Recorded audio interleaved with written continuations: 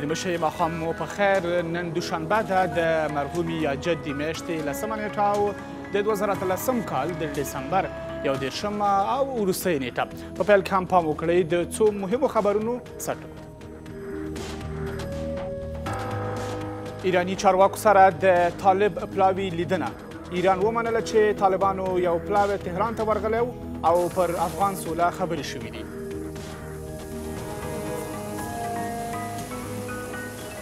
تسهیل کننده برای کمک و مساعدت به گفتگوهای بین گروه‌های افغانی و دولت این کشور برای پیشبرد روند صلح در افغانستان است.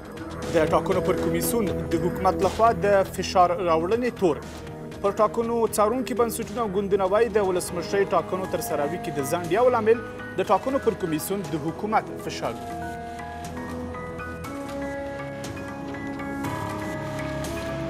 روز ما شک داریم که کمیسیون مسابقه انتخابات بتونه با این ظرفیت با این توانمندی خود آماده بسازن و انتخابات ریاست جمهوری در موقعی که فعلا اعلام کردن. د افغانستان د فوتبال فدراسیون په مشر د لګیدلو تورونو د څېړنې دوام. لوی څارنوالي پر کرام الدین کریم هغه تورونه لا هم څېړي چې د فوتبال ښځینه لوبغاړو باندې د جنسي تیري په اړه دي.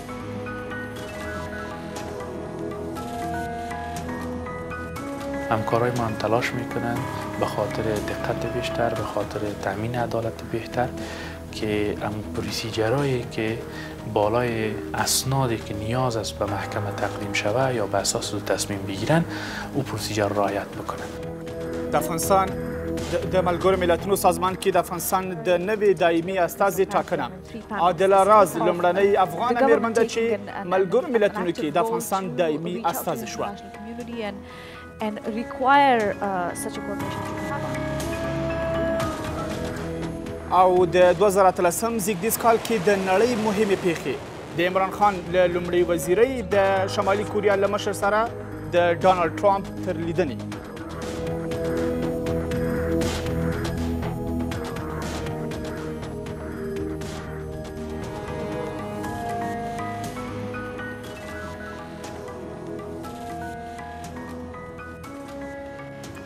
خیر راغلی خبري ساعت کې پر دې سربیره نور مهم خبرونه هم لرو. نو هیله ده تر پایه زموږ ملتیا وکړئ. زه فواد اکبرزی.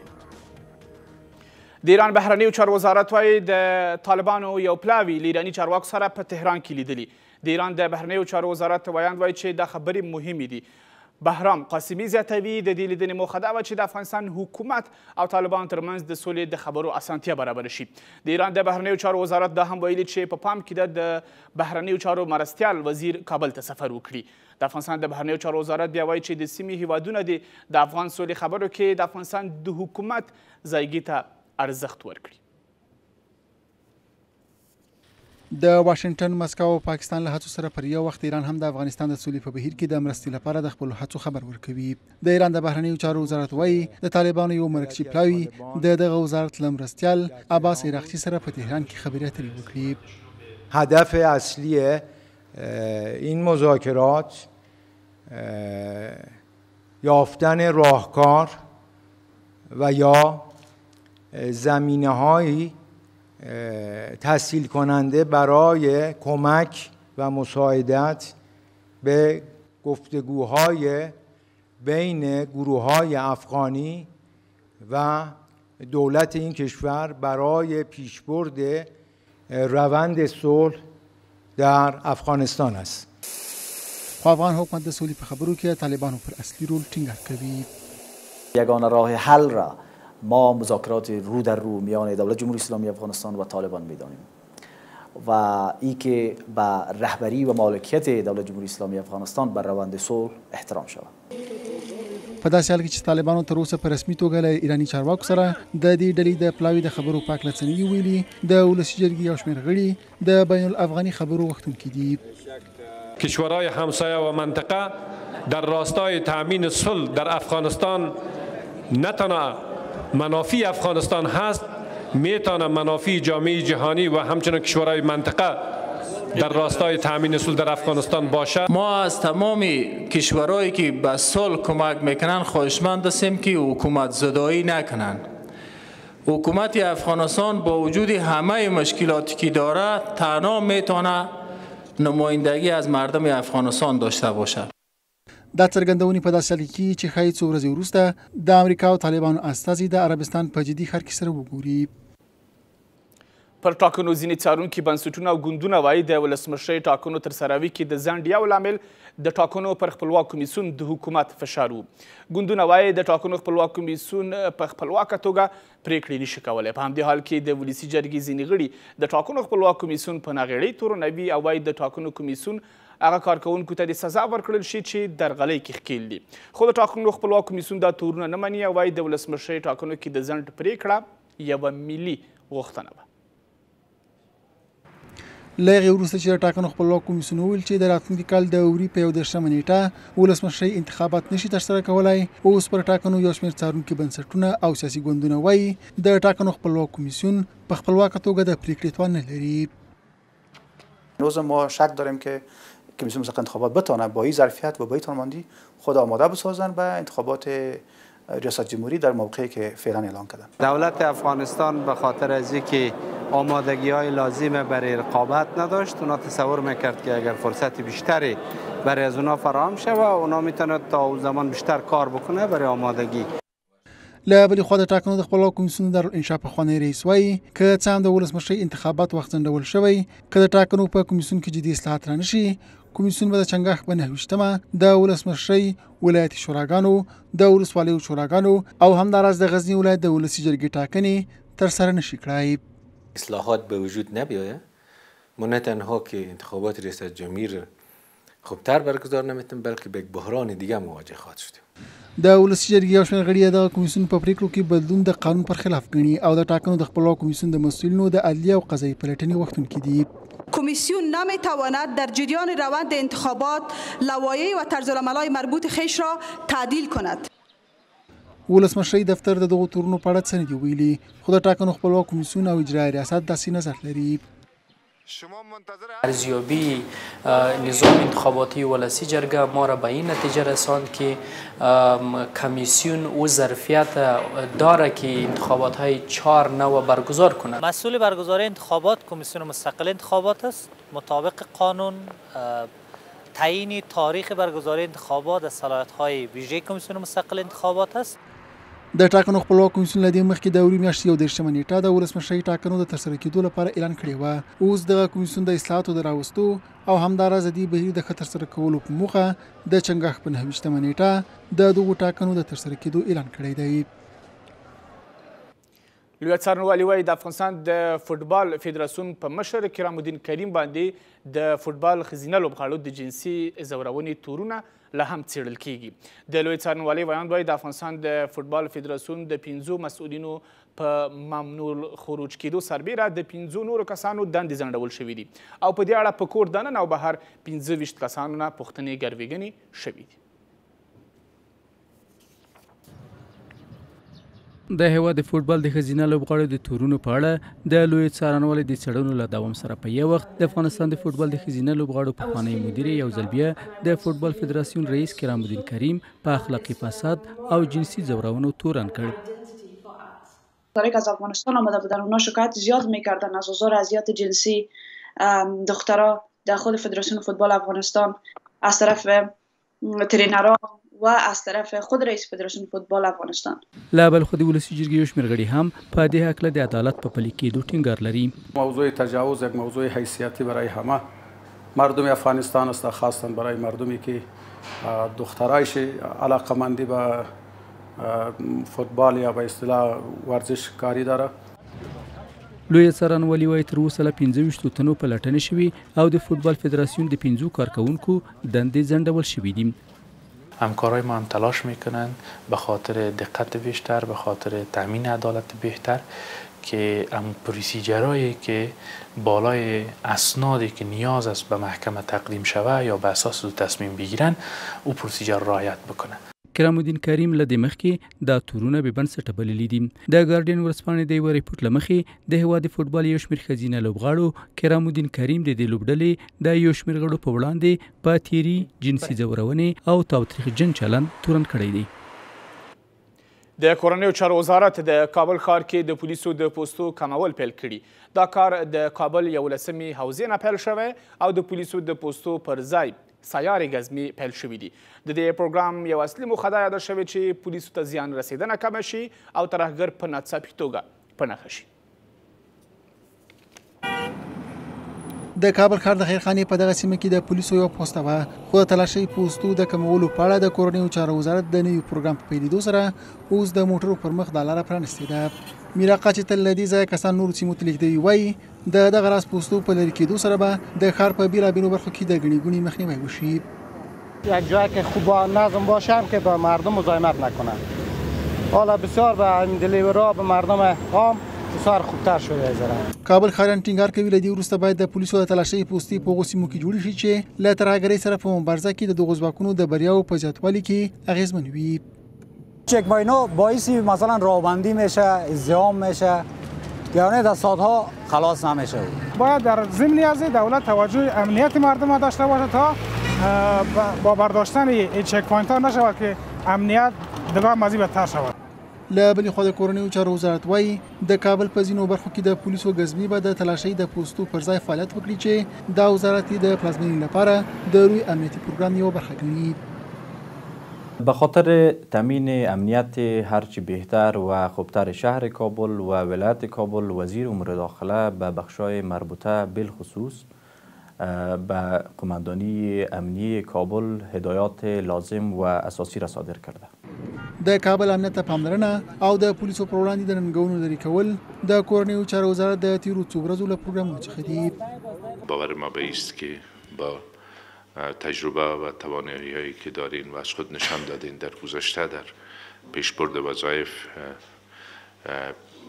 کار شما باعث بهبود امنیت برای هموطنان ما و دفاع خوبتر از منافع کشور و از مسائل امنیت ملی کشور شوه.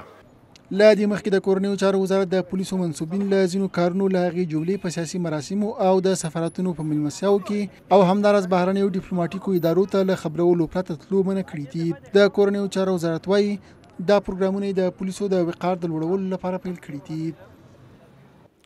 عادله راز د ملګرو ملتونو سازمان کې د افغانستان دایمي استازي وټاکل شوه. د ملګرو ملتونو سازمان کې د افغانستان د پخواني دایمي استازي محمود سیقل د کاري مودې پای ته رسېدو سره سم ولسمشر غني د افغانستان د بهرنیو چارو وزارت د اقتصادي همکاریو مرستیاله عادله راز د ښاغلي سیقل پر ځای ټاکلي. حکومت وایي دې څوکۍ ته د میرمن راز ټاکنې سره یې وښوده چې حکومت لوړو څوکیو ته د ښځو ګمارنې ته ژمن دی.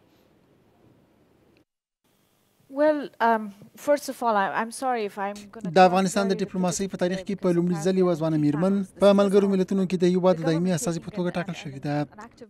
بانو عادله راز معین همکاری‌های اقتصادی وزارت امور خارجه جمهوری اسلامی افغانستان به حیث نماینده دائمی جمهوری اسلامی افغانستان به حکم رئیس جمهور در سازمان ملل تعیین شده.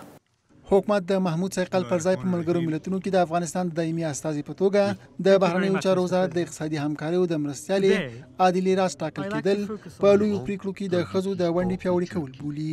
د ښځو شتون او ګډون د حکومت په عالي تصمیمګیري پوسټونو کې د ملي یووالي حکومت او په خاصه توګه د جمهور رئیس په لومړیتوبونو کې دی. په حکومت کې دننه او بهر فعالې میرمنې د حکومت د دې پریکړې په ستاینې سره وایي اړتیا ده چې په مهمو پوسټونو کې ډېرې میرمنې وټاکل شي.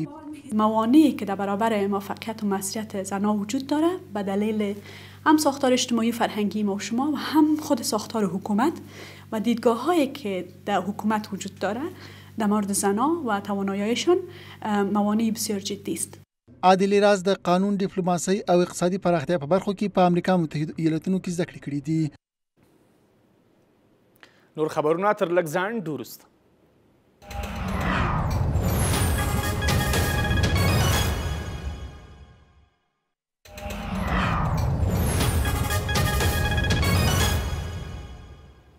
بیا هم ښه راغلاست. تېره شپه د پکتیا زرمت ولسوالۍ اړوندو کې په عملیاتو کې د یوې کورنۍ 6 غړو ژوند بایللی. د دې کورنۍ پاتې غړي وایي دې پیښه کې یو پلار، 3 زامن او 2 ترونه وژل شوي. ورته مهال د زرمت ولسوالۍ ځینې اوسیدونکي وایي د دې کورنۍ مشر نعیم فاروقي چې په دغه پیښه کې وژل شوی یو قومي مشر و. د پکتیا مرستیال والي دغه پیښه تاییدوي خو وایي له دې عملیاتو ولایتي اداره نه وه خبره. عبدالحق عمري ریپورټ واستولی. محب الله صمیم چې د تېرې شپې په عملیاتو کې پلار، 3 ورونه او 2 ترونه وژل شوي دي وایي تېره شپه 10 بجې امنیتي ځواکونو یې په کور چاپه ووهله او له هغه وروسته یې د کورنۍ غړي پرته له پوښتنې په ډزو سره ووژل. 10 بجې وې زما هر یو ورور راته وویست باندې یې راایستلي په سر سر یې ویستلی ده. څوک ورته راغلي وو بس زما ورونه یې وویستل 3 دانې دفتر یې راته شوی. د زرمت ولسوالۍ اوسیدونکي وایي دا څویم ځل دی چې د شپېني عملیاتو پر مهال ملکیانو ته پکې مرژوب لاوړي. دوی زیاتوي څو ځله حکومت سره د ملکیانو د وژل کېدو د مخنیوي په تړاو ناستې کړي خو نتیجه یې نه ده ورکړې. ضربتیان د خوست چې راځي کله ګردیزه ورځي دغه د هغه ول عملیات کوي. په زرمت کې د هغه ول یو ورې نه په 3-4 پیرو باندې دغسې عملیات سوي دي. یو ورې 80 شهیدان سوي دي. تېره هفته کې بیا تقریبا 18 نفره بې ګناه له کابله مزدورکار سړی راغلی کور له مور له غېږې راجع کړی و ورته ویستلی یې ده. په همدې حال کې د پکتیا والي مرستیال د تېرې شپې پیښه تاییدوي خو نیوکه کوي چې دغه عملیات د ولایتي ادارې سره د معلوماتو شریکولو څخه پرته ترسره شوي دي. که هغلته حتی دښمن هم موجود وي که د هغه ترڅنګ یو بل څوک چې هغه عام وګړی ده هغه وژلی کېږي دا جرم ده. زه په دې خبره ډېر افسوس کوم چې د یو ولایت رهبري هېڅ آګاهي ونه لري او هلته د بل ځای نه څوک عملیات وکړي. د یادونې وړ ده د زرمت ولسوالۍ اوسیدونکو د تېرې شپې په عملیاتو کې د وژل شوو کسانو مړي د پکتیا ولایت مقام مخې ته راوړي دي او د پکتیا ګردیز لویه لارې د موټرو پر مخ تړلې ده. د پکتیا د زرمت ولسوالۍ د سرکۍ سیمې اوسیدونکي وایي چې د تېرې شپې په عملیاتو کې د یوې کورنۍ د پلار او 3 زامن او د 2 ورونو په ګډون د یوې کورنۍ 6 کسان وژل شوي دي. دوی د حکومت څخه عدالت غواړي. عبدالحق عمري، طلوع نیوز، پکتیا. یو ځل بیا هم لنډه دمه کوو.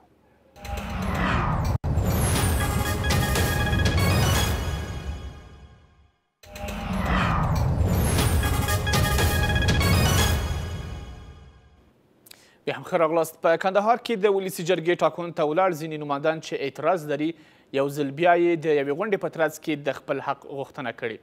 وایي له بایومټریک پرته رایې باید حساب نه شي. هغوی د ټاکنو خپلواک کمیسیون او د شکایتونو کمیسیون باندې تور پورې کړی چې په ولایتي کچه د کندهار ټاکنو کې درغلي کړي خو د دې دواړو کمیسیونونو ولایتي دفترونو په دې اړه له خبرو کولو ډډه کړې. عبدالحق عمري نه بلکې عبدالله حمیم ریپورټ راستولی.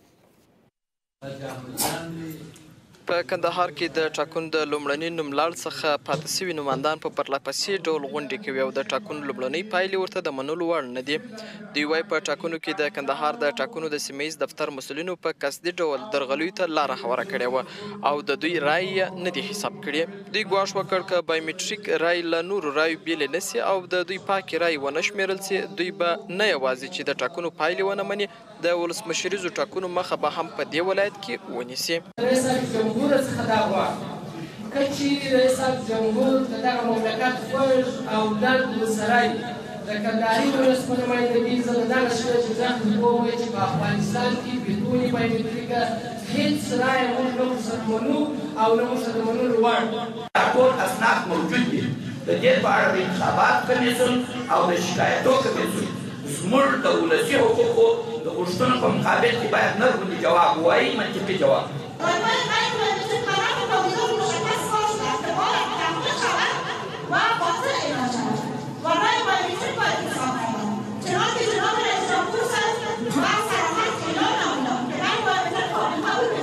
په ورته وخت کې د دې ولایت د ولایتي شورا غړي او قومي مشران هم وایي چې د خلکو پر رایې د ټاکنو مرکزي کمیسیون معامله کوي او هر څوک چې پیسې ورکړي هغه بریالي اعلانوي.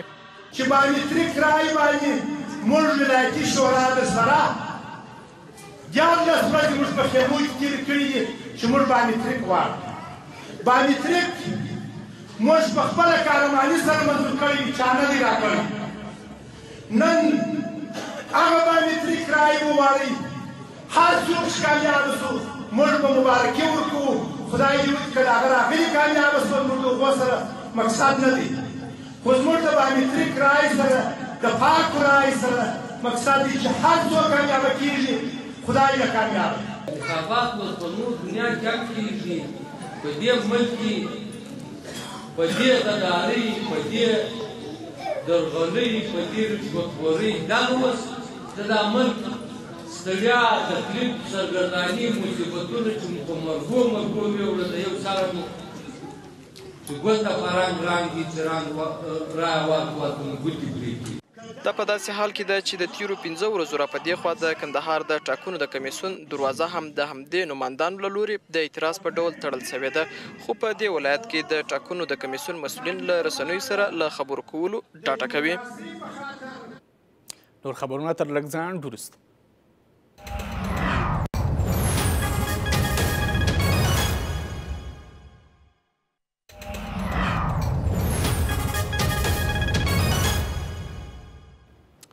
بیا هم ښه راغلاست. په تخار کې بمي چاودنه کې د درقد ولسوالۍ امنیه قمندان ژوند بایللی او 10 تنه نور ټپیان دي. د تخار سیمه یي چارواکي وایي دا پیښه نن له غرمې مخکې شاوخوا 10 بجې تعلقانو ښار کې داسې مهال شوې چې د درقد ولسوالۍ امنیه قمندان عمر په موټر کې له وړاندې ځای پر ځای شویو چاودېدونکو توکو ته چاودنه ورکړل شوه. د تخار د روغتیا ریاست وایي د ځینو ټپیانو روغتیایي وضعیت ښه نه دی. د تخار ولایت د درقد ولسوالۍ امنیه قماندان په یوه چاودنه کې ووژل شو. دغه پیښه د دوشنبې په ورځ له غرمې مخکې د تخار ولایت د ودانۍ په مخ کې د ډګروال عمر په موټر کې د ځای پر ځای شویو چاودېدونکو توکو د چاودنې له امله رامنځته شوه. فقط ما هم صرف همین صدا شنیدیم دیگه. چند زخمی اومدن در موتور بالاشون رفتن و دیگه ما پیش نرفتیم. مشتری بودم یه گرم بس کرد دیگه نفهمیدم که در کجا بودم. اینجا معلوم میشه سراشه سفید است. سراشه سفید بود و یک سه تا زخمی بود رفت را بردن. د تخار سیمه ییز چارواکي وایي په دې پیښه کې ډګروال عمر وژل شوی او 10 تنه نور ټپیان شوي دي. انفجاری که روبروی دروازه مقام ولایت صورت گرفت و بر میل هدف خانه ولایتی 10 نفر مجروح آمده که از این جمله 4 نفرش بستر شده و 6 نفرش سراپا بوده که بعد از کمک اولیه مرخص شدن و 1 نفر شهیدی را که شهید شده به خانه ولایتی. د تخار د عامه روغتیا ریاست د دې پیښې د 4 ټپیانو وضعیت د اندېښنې وړ بولي. د بشري حقونو د خپلواک کمیسیون مشره وایي د سولې د خبرو پر څرنګوالي اندېښمنه ده. سیما سمر په بدخشان کې ویلي چې د سولې د خبرو په څرنګوالي کې افغان وګړي خبر نه دي. میرمن سمر زیاتوي که د سولې خبرو کې د وروستیو کلونو لاسته راوړنې له پوښتنې سره مخ شي نو دا به یوه سیاسي لوبه وي. د بشري حقونو د خپلواک کمیسیون رئیس سیما سمر بدخشان ولایت ته په سفر کې د سولې خبرو د بهیر د څرنګوالي په هکله اندېښنه څرګنده کړه. میرمن سمر وایي د ناامنیو پر پراختیا سربیره د ښځو پر وړاندې تاوتریخوالي زیاتوالی، له سزا د معافیت کلتور او د کم عمره وسلوالو زیاتېدل او همداراز د سولې د خبرو بهیر چې اوس په ناڅرګند حالت کې دی دوی د بشري حقونو د ارزښتونو د برخلیک په اړه اندېښمن کړي دي. البته میخوایم بگوییم که جامعه مدنی را که ما باشون ملاقات داشتیم تقریبا اکثریتشون از این مسئله به تشویش هستند و نگران هستند. ما همیشه گفتیم و میخوایم بگوییم که ما در افغانستان صلح میخواهیم اما صلح به هر قیمت نیست. صلح باید عادلانه باشه. له بلې خوا په بدخشان کې مدني فعالان هم د بشري حقونو د سرغړونو زیاتوالي ته په پام سره د سولې خبرو بهیر ته د شک په سترګه ګوري. دقیقا ببینیم کسایی که مخالف دولت هستند و در جبهات می جنگند علیه دولت و هم ممکن میخواهند صلح بکنن با یک راه مسالمت آمیز. ببینید نمایندگانی که قبلا با دولت افغانستان یا با کسایی که میانجی بودن و صحبت کردن و هم میخواهند حداقل دستاوردی که افغانستان در دهه داشته یا از بین نروه. معمولا بحث صلح سرتاسری جریان داره و جهان به این باور شدن که بعد مسئله افغانستان حل بسازن. ولی آنچه که ما انتظار داریم و نگرانی هم داریم است که اینمی دستاوردهای که در راستای زنان، در راستای پیشرفت، توسعه و اقتصاد سرزمین وطن راه انداخته شده اینا از دست نرود.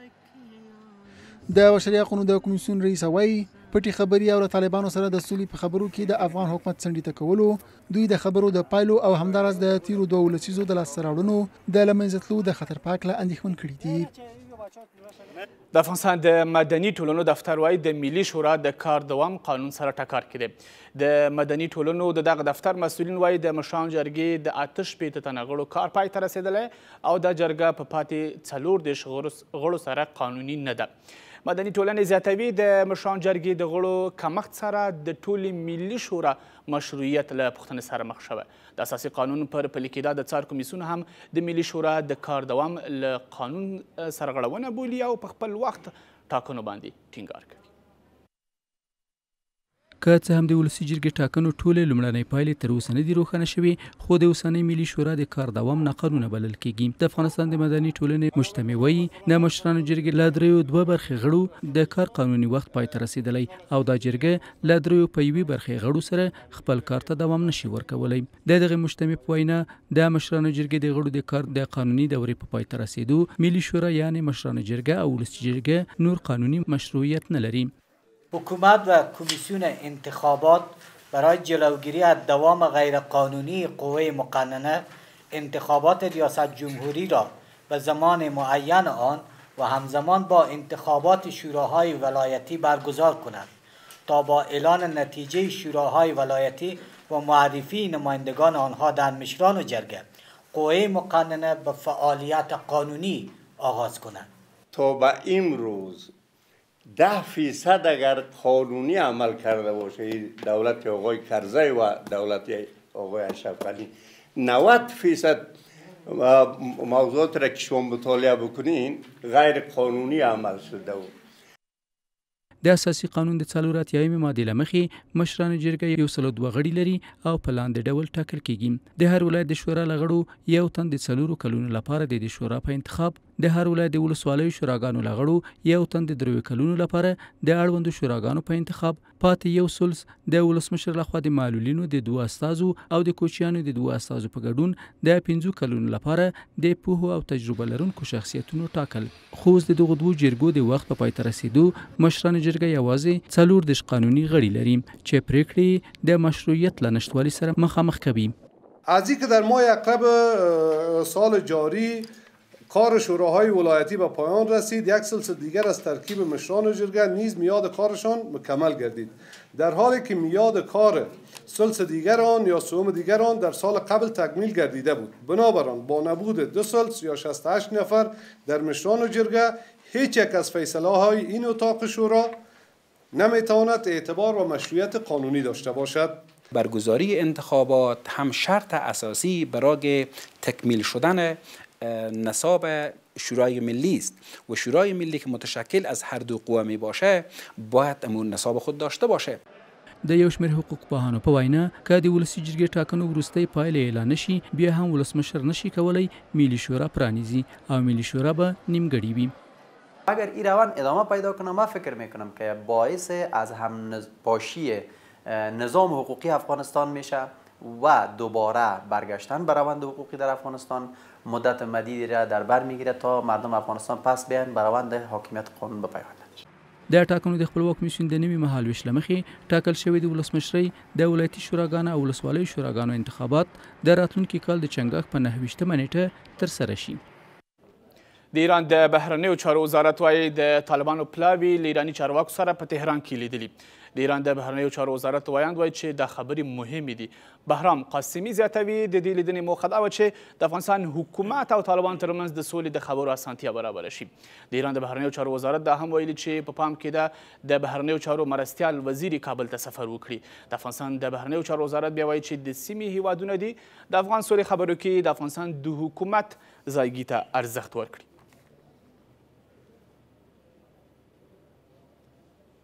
په دې اړه د بحث لپاره د اجرا ریاست مرستیال ویاند فریدون خوزون ته بلنه وکړې. خوزون صاحب ډېر ښه راغلاست ته ماښام بخیر. که پیل له دې وکړو چې تاسو سره جزئیات څه دي چې د طالبانو پلاوي په کومه سطحه تهران ته سفر کړی دی، ایراني چارواکو سره یې په څه خبرې کړي؟ بسم الله الرحمن الرحیم. تاسو لیدونکو ته سلامونه. تر اوسه دا خبر موږ هم واورېده تر هغې چې د ایران د بهرنیو چارو مرستیال عراقي کابل ته راځي او بیا د افغان حکومت سره خبرې کوي. تر اوسه دا معلومه نه ده چې دوی په کومه کچه خبرې کړي دي، خو مهمه دا ده چې د خبرو اجنډا د افغان سولې په اړه ده او دا د افغانستان لپاره مهمه ده چې موږ وکولی شو ټول هغه هیوادونه چې له طالبانو سره اړیکې لري او له طالبانو سره تماسونه لري، دا تماسونه د افغانستان د سولې او ثبات په خاطر استفاده شي او موږ د جګړې پر ځای وکولی شو چې سولې او ثبات ته ورسیږو. په په همدې خاطر موږ هیله من یو چې ټول هغه هیوادونه چې تماسونه لري او تمه مو دا ده لکه څنګه چې مخکې د ایران د ملي امنیت سلاکار هم راغلی و او هغه ډاډ ورکړی و. موږ هیله من یو چې دا تماسونه د افغانستان د سولې او ثبات دپاره وکارېږي. دا د موږ دپاره مهمه ده. بلې هغه چې تاسو ویل چې د څو ورځې مخکې د ایراني چارواکي یو پلاوی کابل ته راغلی و، یعنې د افغانستان حکومت سره په دې خبرې شوې وې چې د طالبانو یو پلاوی به تهران ته ځي او هلته به پر افغان سوله خبرې کېږي. داسې یعنې مخکې د افغانستان حکومت په جریان کې و.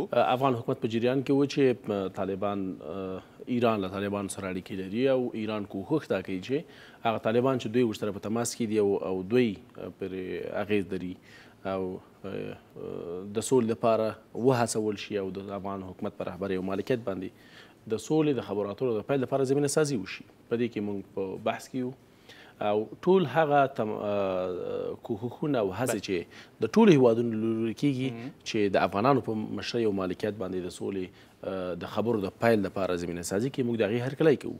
ایران هم په همدې اړه په تماس کې دی او افغان حکومت ته یې ډاډ ورکړی دی چې دوی به وکولی شي تر خپله ځایه چې یو زمینه سازي وکړي. تاسو ته معلومه ده چې په دې وروستیو کې پاکستان، سعودي عربستان، امارات، د سیمې نور هیوادونه ټول کوښښ دا کوي چې د افغانانو په مشرۍ او مالکیت باندې د سولې خبرو ته زمینه سازي وکړي او موږ ترې هرکلی هم کړی دی او تمه مو دا ده چې دا تمه هڅې او کوښښونه او لیدکاته د افغان سولې لپاره اغېزمن ثابت شي. څومره ډاډه دی د افغانستان حکومت چې رښتیا هم هغسې تمه چې د افغانستان حکومت لري په دغه څیر لیدونو کې هماغه تموي او بالاخره یوه مرسته وشي د افغانستان حکومت سره د طالب پلاوي په ناسته کې او د سولې خبرو ته په کېناستو کې یوه مرسته وشي. څومره ډاډه یاست تاسې؟ موږ هر هغه څه چې موږ ته ویل کېږي یو خو دا ثابته ده او ټول اجماع ده، هم نړیواله اجماع ده او هم سیمه ییزه اجماع ده. ټول هیوادونه د افغان حکومت په رهبرۍ او مالکیت باندې د سولې په خبرو ټینګار کوي. که تاسو د مسکو ناسته وګورئ، د بهرنیو چارو وزیر هم دا خبره وکړه، ډاکټر زلمي خلیزاد هم دا خبره کوي. د پاکستان د بهرنیو چارو وزیر چې کابل ته راغی، د چین د بهرنیو چارو وزیر چې کابل ته راغی، ټولو په یوه خوله نه یوه خبره کوله. او زموږ تمه توقع هم دا ده چې اوس شرایط د افغانستان او شرایط د منطقې فرق کوي. طالبان هم ذهنیتونو کې بدلون راغلی دي. هغه شرایط چې طالبانو درلودل په افغانستان کې د خپلې حاکمیت په دوره کې او یا اوس چې دا څومره جګړه رامنځته شوې ده په پاکستان کې چې کوم بدلونونه او کوم شرایط راغلي دي، په خپله په امریکا کې چې کوم شرایط رامنځته شوي دي، دا د دې ایجاب کوي چې نور دا جګړه باید پای ته ورسیږي او دا اوس د افغان حکومت نیت او د افغان حکومت هڅې روښانه دي. موږ هېڅ ډول شرط د خبرو اترو د پیل لپاره نه دی ایښی او نه هیڅ ډول خنډ پرېښی دی چې د موږ لخوا اوس دا په طالبانو پورې اړه لري چې واقعا دوی هم د سولې غوښتونکي او سوله غواړي او دغه لیدکاته د افغان سولې لپاره وي، نو دوی هم باید مخامخ خبرو ته حاضر شي او تر څو کینی هر هغه څه چې په منځ کې وي په هغې باندې بحث وشي. بله مسله د طالبانو د ایران د اړیکې ده چې کلونو راهیسې دا خبرې وي، داسې ریپورټونه خپرېدل خو ایران نه منله. اوس تازه د تقریبا که وایم 2 اونۍ به کېږي چې دا خبره یې رسما ومنل چې موږ اړیکې لرو. څه وشول چې بالاخره ایران ومنله چې هغوی سره اړیکې لري او یو ډول نفوذ پرې لري چې بالاخره قانع به یې کړي چې د افغانستان د حکومت سره پر سوله خبرې وکړي. ګورې هغه توضیحات چې د ملي امنیت سلاکار د ایران د حکومت رهبرانو ته ورکړل، په هغې کې دا یوه خبره روښانه وه چې موږ طالبانو سره اړیکې لرو، تماس لرو او دا تماس موږ غواړو چې خپل نقش ادا کړو. موږ په دې باور یو چې د سولې په پروسه کې د سیمې ټول هیوادونه باید دخیل اوسي.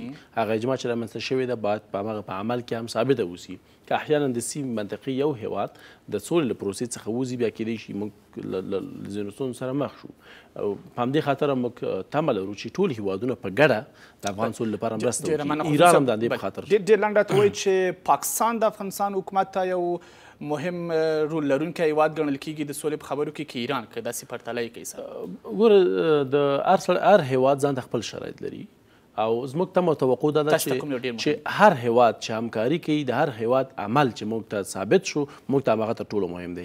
که پاکستان وکولی شي چې دا زمینه سازي وکړي چې د سولې خبرو د پاره طالبان واسي او د پاکستان په وساطت باندې دا خبرې پیل شي، دا یو ښه اقدام دی، نو موږ به هرکلی کوو.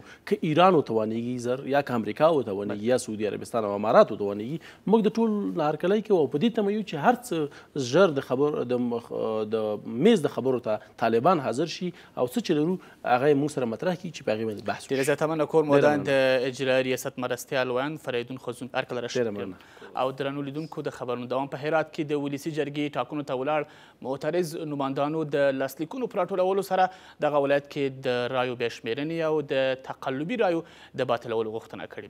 د معترض نمایندان هرات کې د ټاکنیزو شکایتونو د کمیسیون مخ ته راټول شوي او شکایت یې دا و چې په پلان شوي ډول د ځینو نمایندانو رای زیات شوي دي. ورته مهال هرات کې د ټاکنیزو شکایتونو کمیسیون وایي ځینې شکایتونه داسې دي چې ښایي د هرات د ولسي جرګې ټاکنو لومړنۍ پایلو کې هم ورسره بدلون راشي.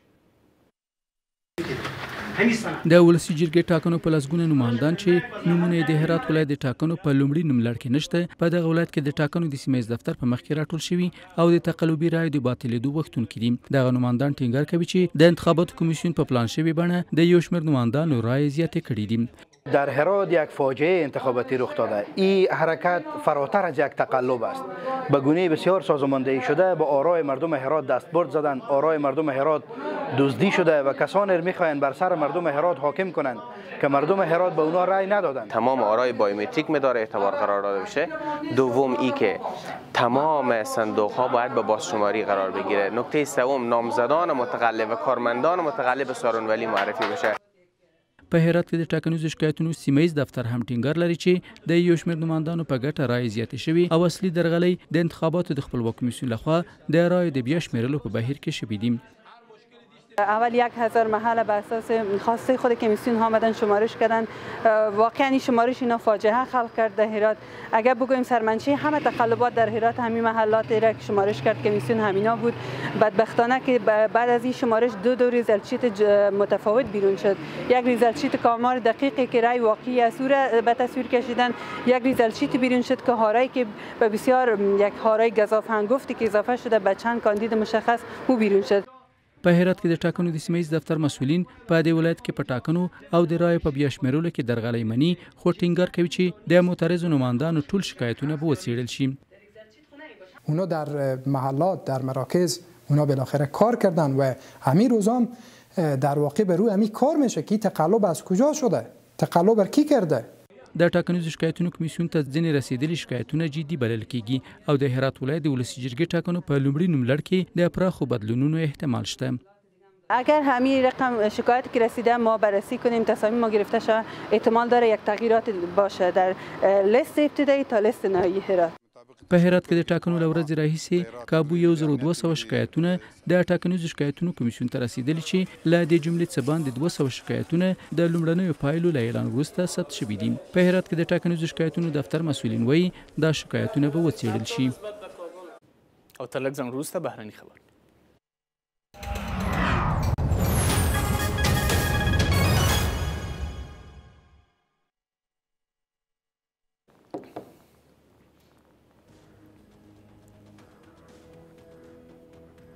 او شته له دې سره له لمر تلویزیون خبرونه پای ته ورسېدل.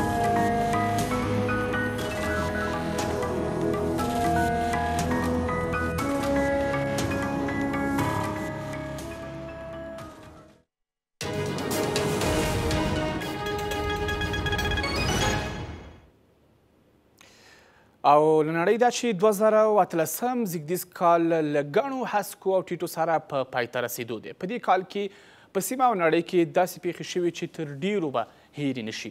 د پاکستان د لومړي وزیر څوکۍ ته د عمران خان رسېدنه، د شمالي کوریا له مشر سره د امریکا د ولسمشر ډانلډ ټرمپ لیدنه، د ترکیې استانبول کې د سعودي عربستان په کونسلګرۍ کې د خبریال جمال خاشقجي وژنه او اندونیزیا کې زلزله او تسونامي د دې کال مهمې پیښې وي. دې ریپورټ کې همدې او ځینو نورو پیښو ته کتنه شوه. د 2013 کال یوه مرګونې پیښه د فبرورۍ په 18 نیټه د ایران د اسمان شرکت یوه مسافر وړونکې الوتکه د زاګرس په غرونو کې راوغورځېده او پکې سپاره ټول 15 تنه ووژل شول. د دسمبر په 22 نیټه بریدګرو د ایران په اهواز ښار کې د ایراني ځواکونو پر پوځي رسمي ګذشت برید وکړ چې له امله 15 تنه ووژل شول. د اټومي او توغندیو ازموینه او د امریکا له بندیزونو وروسته د امریکا ولسمشر ټرمپ او د شمالي کوریا مشر کیم جونګ اون د جون په 12مه نیټه په سنگاپور کې سره وکتل. دواړو لوري موافقه وکړه چې له مخې شمالي کوریا ژمنه شوه اټومي بې وسلې شي. په دې کال کې له اروپا او ناټو سره د امریکا اړیکې لا ترینګلتیا سره مخامخ شوې وي. تر هغه ځایه چې زه پوهیږم جرمني د روسیې لخوا یرغمل شوی ځکه ډیره انرژي له دغه هیواده واردوي. موږ باید د جرمني ساتنه وکړو خو دوی خپل انرژي له روسیې اخلي. د جولای میاشتې په 25مه عمران خان د پاکستان په پارلماني ټاکنو کې بریالی شو او د پاکستان 22م لومړی وزیر شو. په دغه هیواد کې د یو پاکستانی موډل نقیب الله مسعود وژل کېدل په دغه هیواد کې د پراخو اعتراضونو لامل شول چې په پایله کې د پښتون ژغورنې غورځنګ جوړ شو. په اګست میاشت کې د هند په کرالا ایالت کې مرګوني سیلاونه راغلل چې له امله یې 200 تنو ژوند له لاسه ورکړ او څه باندې 15 میلیونه کسان پکې زیانمن شول.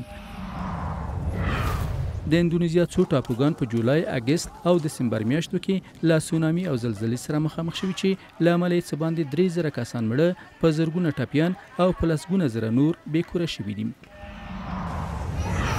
یمن په 2013 میلادي کال کې له مهمو پیښو سره مخامخ وو. په دې هیواد کې ملکي خلک د جګړې اصلي قربانیان دي، خو بالاخره د یمن حکومت او حوثي بلواګرو په سویډن کې په یوه ناسته کې ګډون وکړ او له 4 کلونو وروسته یې په اوربند موافقه وکړه. له اروپایي ټولنې د برطانیې د وتلو مسله په دې کال کې جنجالي شوه. که څه هم د اروپا پارلمان دا وتل تایید کړل، خو ټاکل شوې دا موافقه په راتلونکي میلادي کال کې د برطانیې په پارلمان کې رایګیرۍ ته وړاندې شي. په هغو کسانو کې چې په 2013 کال کې له نړۍ تللي د امریکا جمهوري غوښتونکی سناتور جان مکین وو چې له ډېر محبوبیته برخمن وو. هغه چې په سرطان ناروغۍ اخته وو د اګست په 25مه نیټه ومړ. د 2013 کال د اکتوبر په 2مه نیټه په استانبول کې د سعودي عربستان په کنسولګرۍ کې د عربستاني خبریال جمال خاشقچي د ورکېدو خبر خپور شو. وروسته روښانه شوه چې نوموړی په دې کنسولګرۍ کې وژل شوی دی. د لاین ایر شرکت یوه الوتکه په جاوا سیند کې وغورځېده چې 109 تنه پکې ووژل شول. د دې میاشتې په 25مه نیټه روسي ځواکونو د اوکراین د سمندري ځواکونو 3 کښتۍ په تور سمندر کې ضبط کړې چې دا کار د دواړو هیوادونو ترمنځ د جنجالونو لامل شو او اوکراین له روسیې سره په پوله کې پوځي حکومت اعلان کړ. د سوریې کړکېچ په 2013 میلادي کال کې هم دوام وکړ، خو سوریه وتوانېده چې د روسیې او ایران په مرسته د دغه هیواد ډېرې برخې له خپلو مخالفینو بیرته ونیسي.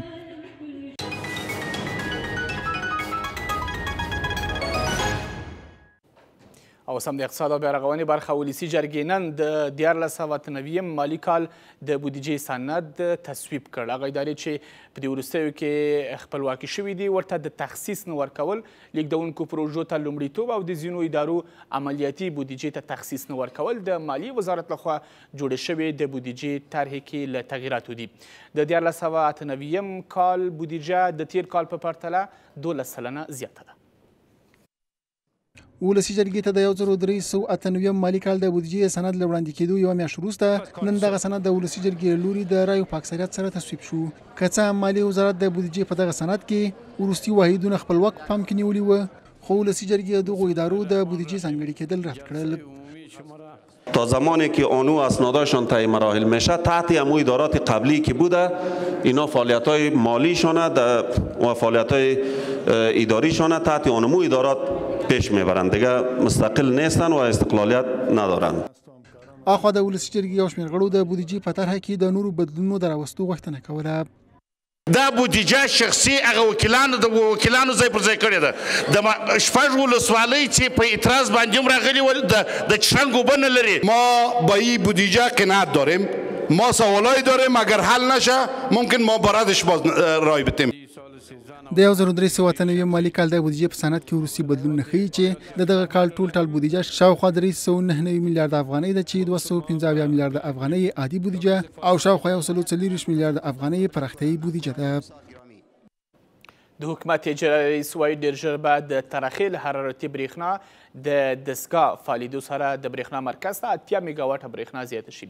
عبدالله وایي په کابل کې د هوا د ککړتیا یو لامل د برېښنا کمی دی او خلک اړ دي چې داسې توکي وکاروي چې هوا ککړه وي. بل لوري د برېښنا شرکت د معلوماتو پر بنسټ د ترخیل حرارتي دستګاه د فعالیت د غوښتنه یې 4 میاشتې مخکې کړې وه. اجرایي رئیس د وزیرانو شورا په غونډه کې د برېښنا کموالی او د چاپیریال ککړتیا هغه دوه ستونزې بولي چې په دې وروستیو کې له امله د هیوادوالو په تېره بیا د کابل د اوسېدونکو شکایتونه زیات شوي دي. نوموړی د دواړو ستونزو د اواري په برخه کې د حکومت پلانونو او اقداماتو ته په اشارې سره د ترخیلو د حرارتي برېښنا فعالول د پرچاویو د کموالي او د چاپیریال له ککړتیا سره په مبارزه کې اغیزمن بولي. فیصله صورت گرفته مورد مسائل مالیش تا شرکت برشنا 80 مگاوات برق اضافی را در اختیار هموطنان ما قرار بدن، چون در زمستان بار مصرف برق اضافه تر میشه.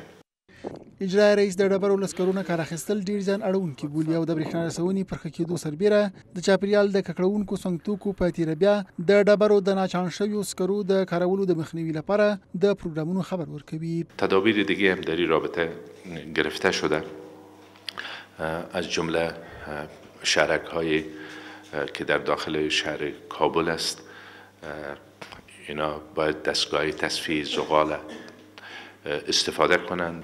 او خو د برېښنا شرکت له هیوادوالو غواړي د برېښنا په سپما او له کارولو له دغه شرکت سره د برېښنا په ښه ویشلو کې مرسته وکړي. از جامعه مدنی، از رسانه ها، از مردم محل کشان بشنیم این میز مشکلات برشان ببینیم، شریک بسازیم و از اونا خواهش کنیم که چی برنامه اونا کنه میتونن. د پلازمینې اوسیدونکي په وروستیو 2 اونیو کې د ازبکستان د 200 میګاواټه برېښنا په بندیدو سره د برېښنا له کمساري پرچاوي سره مخامخ شول چې وروسته بیا د برېښنا شرکت د دې 200 میګاواټه برېښنا له نښلولو سره هممهاله له ازبکستان نه د 50 میګاواټه برېښنا د پیرلو خبر ورکړ څو دا ستونزه ورشي.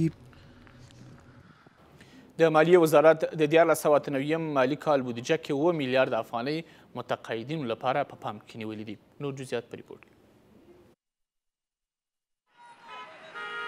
مالیې وزارت تیر کال متقاعدینو ته 12 میلیارد افغانۍ بودیجه ځانګړې کړې وه، خو دا وار یې د 1498 مالي کال لپاره په کور ناستو مامورانو ته 7 میلیارد افغانۍ بیلې کړي دي. د مالیې وزارت ویان د متقاعدینو لپاره ځانګړې شوې بودیجه کې د کموالي راوستو دلیلونه داسې ښیي.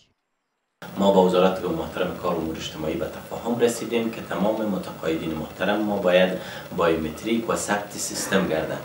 زمانی که پروسه ختم میشه و تمام متقاعدین ما ثبت سیستم میشن، در اون صورت به تمام متقاعدین ما پرداخت تقاعد و پرداخت بودجه هیچ مشکلی نیست. په همدې حال کې یو شمېر متقاعدین چې د خزاین عمومي ریاست ته په شکایت راغلي وایي د تقاعد د اخیستو پروسه ډېره اوږده او جنجالي ده. عبدالغني چې میاشتې کېږي له هراته کابل ته په تقاعد پسې راغلی وایي حکومت خپلو خلکو ته د خدمت په کار کې بېغوره دی. در حالی که همه دروغ میگن، همه به واسطه پول و به واسطه چوکی و به واسطه دارایی و به واسطه زندگی اینا کار میکنن. اینا قطعا به غم غریب نیستن، به والله به هیچ کدام از اینا غریب نواز نیستن. دولت پشت از این گپ هیچ نمیگرده. متقاعدین بیچاره بسیار خوار و ذلیل است، اکثریتش مریض است، در شعبات در دگاه بسیار بد رویه میشکلشون. د کار او ټولنیزو چارو وزارت د تقاعد د بودیجې راکمېدو په تړاو خبرو ته نه حاضرېږي، خو مالیې وزارت بیا وایي بودیجه کې یوازې بایومټریک شویو کسانو ته کتلي دي. خو که د متقاعدینو شمېر زیاتیږي نو د کال په نیمایي کې به ورته د بودیجې په زیاتولو بیا غور وشي.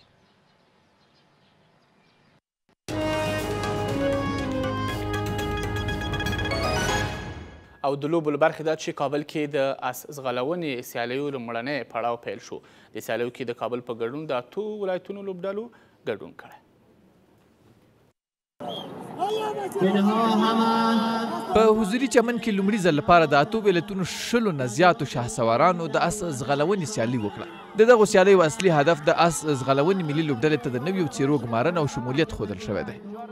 هدف ما از این مسابقه انتخاب تیم ملی کشور می باشد تا بتانیم که در مسابقات بیرونی هم شرکت بکنیم و تا باشد افتخارات خوب بر افغانستان عزیز خود بیاریم. مسابقات بار اول است که در کابل برگزار شده و از ولایات هم از پا آمده. به خاطر این مسابقات برگزار شده. میخواهیم مسابقات به مسابقات بین المللی اشتراک کنند. هدف از این مسابقه به خاطر رشد رشته ورزش اسواری که در افغانستان اونقدر وارد بزکشی و سیستم‌های دیگه بود وارد ریس کلاس اولین بار است که به طور رسمی از طریق المپیک پذیرفته شده. ټاکل شوی چې د دغو سیالیو په پای کې د ازغلونې ملي لوبډلې ته 10 غوره څېرې شاملې کړای شي. د تاسو قدرمنو لیدونکو له خپل ټولو همکارانو په مننې خبري ساعت پای ته ورسېد. شپه مخیر د خدای